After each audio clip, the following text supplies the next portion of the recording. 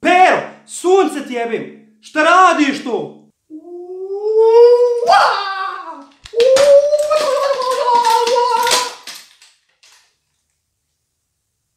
Dobar dan i dobrodošli na mom YouTube kanalu. Sigurno je svako između vas imao školskog druga koji je bio baš strašljiv, loš u svakom sportu i tako to. Možda ste to bili čak i vi. Ovaj video nikako nije namijenjen tome da bi se ismijavao bilo kome jer to stvarno nema smisla. Kraj krajeva nismo svi stvoreni za iste stvari. Neki ljudi su talenti za sport, neki za muziku, neki za razne nauke, opet drugi za laži i prevare, kao naši političari na primjer.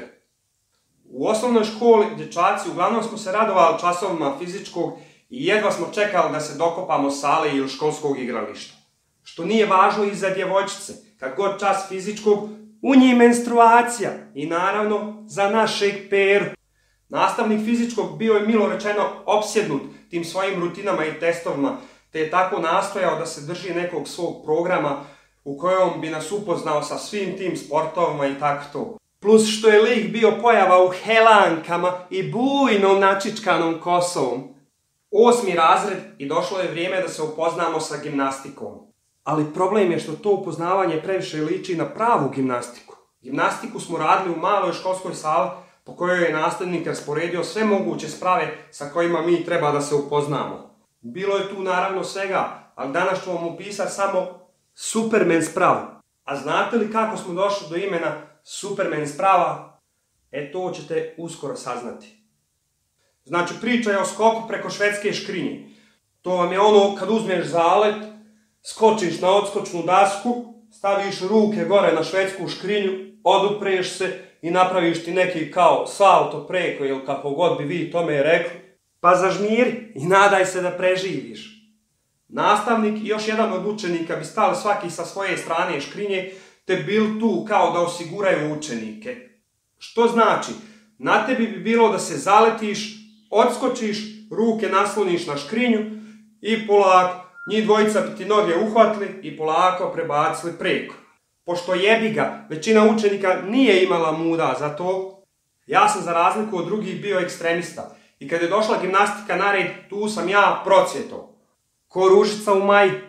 Sve te vježbe iz gimnastike sam radio bez pomoći nastavnika.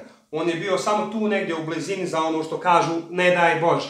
Znam, to sad ispada kao da se hvalim, ali nije. Mnogi od njih su bili bolji od mene u sprintu, u fudbalu, u košarci, tako u drugim stvarima.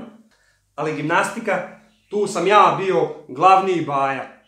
Poslije nekoliko krugova, nastavnik je primijetio da Pero još nijednom nije pokušao. Kao i obično, to kod njega nije moglo proći.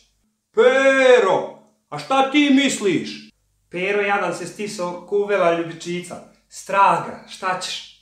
Priđe njemu nastavnik i začuda, smireno mu objasni kako treba on samo da uhvati zalet i da odskoči. I kad nasloni ruke, nastavnik i učenik će ga uhvatiti, polako će ga prenijeti preko. I to je to, kaže, gotovo, Pero, završeno.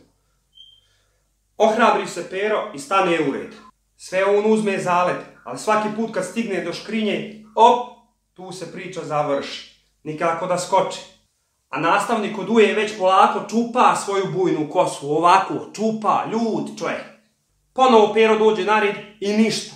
Pa dobro Pero, hoćeš ti skočiti ili da te ja bacim preko?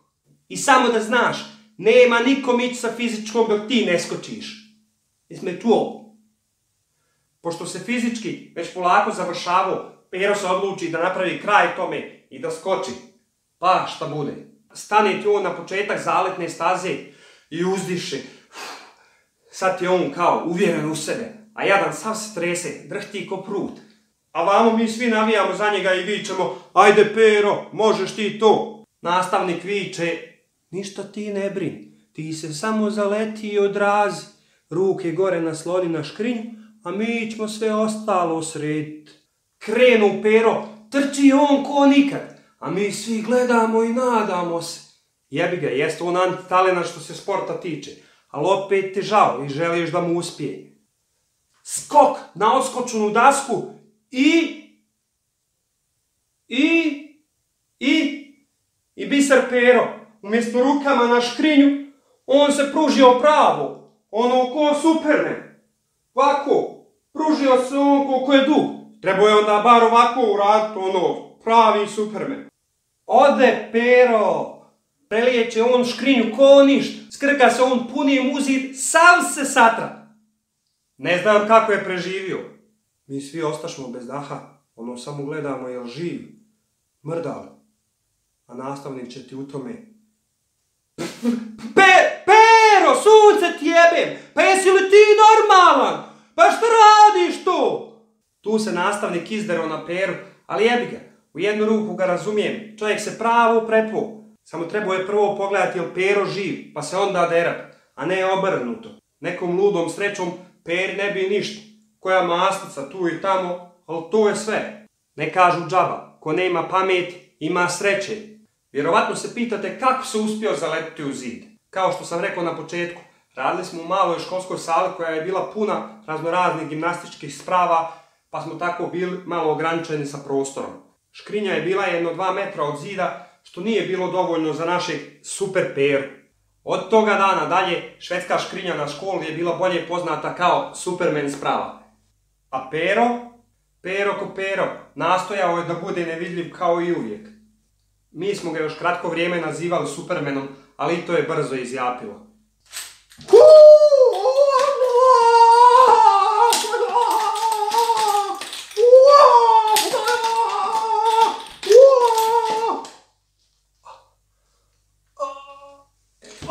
Bila je to priča o našem Peri iz osnovne škole.